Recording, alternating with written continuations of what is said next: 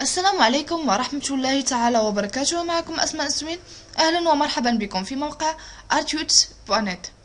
بعدما رأينا في الدرس السابق الجداول في ال HTML، رأينا أن الوسم المسؤول عن الجداول هو وسم التيبل، له مجموعة من الخصائص. رأينا اثنين منها في الدرس السابق. خاصية البوردر قلنا هي المسؤولة عن الإطار أو جدار الجدول، وتعطي جدار لكل خانة. والخاصية الثانية وهي خاصية الوايد، 50%، يعني عرض الجدول يأخذ نصف الصفحة. رأينا أن الوسم المسؤول عن الصفوف وسم TR، اختصار لتيبل رو.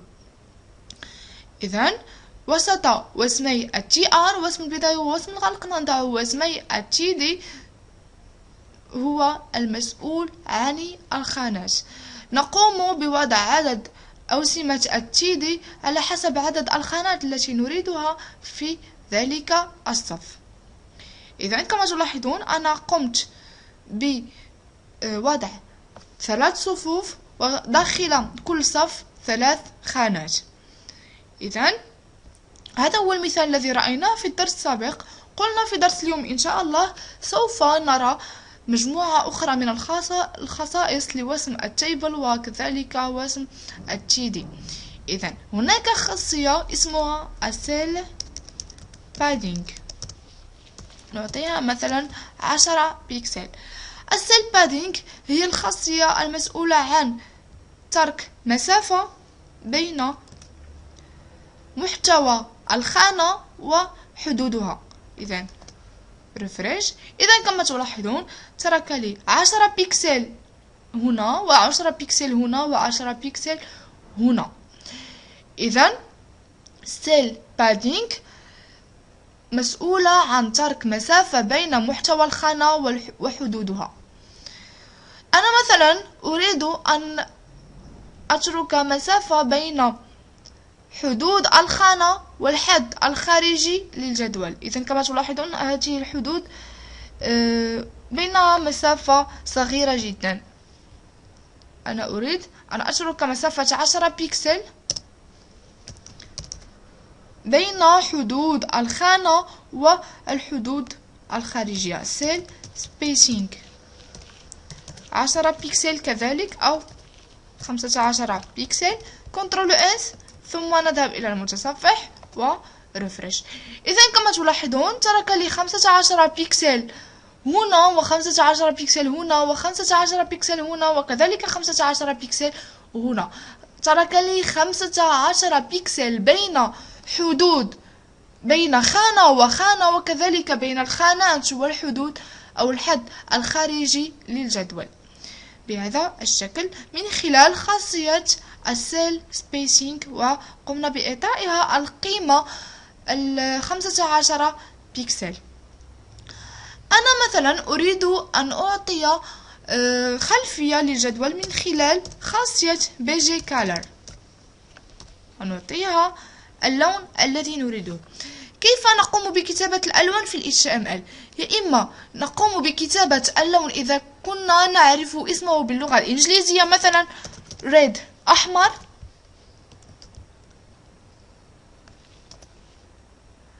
إذا قام بإعطاء خلفية حمراء للجدول. أو هناك طريقة أخرى هي رموز الألوان. رموز الألوان كيف تكتب؟ بدياز، نبدأها بدياز وبعد ذلك 5 أرقام أو حروف على حسب رمز اللون.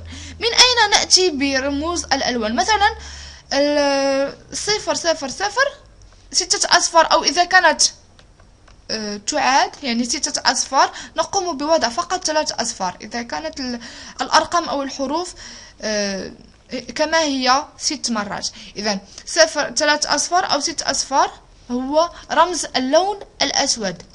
أو FFF 6 من F أو 3 فهو رمز اللون الأبيض. أو مثلا CCC هو رمز اللون الرمادي. ريفريش. إذا كما تلاحظون رمز اللون الرمادي. من أين نأتي بهذه الرموز وكيف نعرف هذا الرمز لأي لون؟ هذه الرموز متواجدة بكثرة في المواقع، مجموعة من المواقع على الإنترنت، وكذلك نأتي بها من الفوتوشوب. إذا من هنا مثلا نضغط هنا ونقوم بأخذ اللون الذي نريده، وهنا يعطينا رمز اللون. مثلا أنا أريد هذا اللون، أريد هذا الأزرق مثلا، فرمز هذا اللون هو 680DF1. نقوم بعمل كوبي ونأتي إلى هنا، نكتب دياز ونقوم بكنترول في لصق هذا الرمز، كنترول اس، ثم نذهب إلى المتصفح ورفرش. إذا كما تلاحظون ظهرت لي خلفية الجدول بهذا اللون. إذا نأتي بالرموز من الفوتوشوب.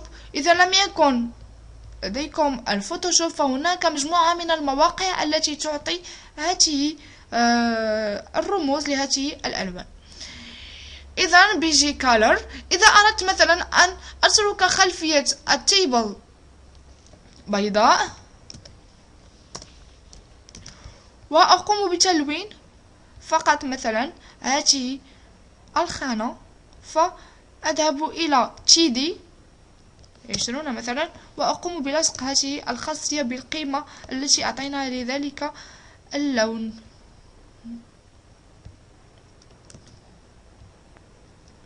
إذا قمنا بإعطاء خلفية زرقاء لخانة الثانية في الصف الثاني. إذا هناك مجموعة أخرى من الخصائص لوسم TD سوف نراها لكن في الدرس القادم بإذن الله. إذا سوف نرى في الدرس القادم كيف يمكننا عمل فيزيون أو دمج لخانتين، خانة جانب أخرى والخانة تحت الأخرى. فهناك نوعين من الفيزيون، فيزيون خانة جانب خانة وخانة تحت خانة، أو يمكننا دمج مثلا مجموعة من الخانات من خلال خاصيتين مهمتين جدا. كذلك هناك مجموعة من الخصائص، لكن هاتين الخاصيتين سنراهما في الدرس القادم بإذن الله. السلام عليكم ورحمة الله تعالى وبركاته، ألقاكم في الدرس القادم.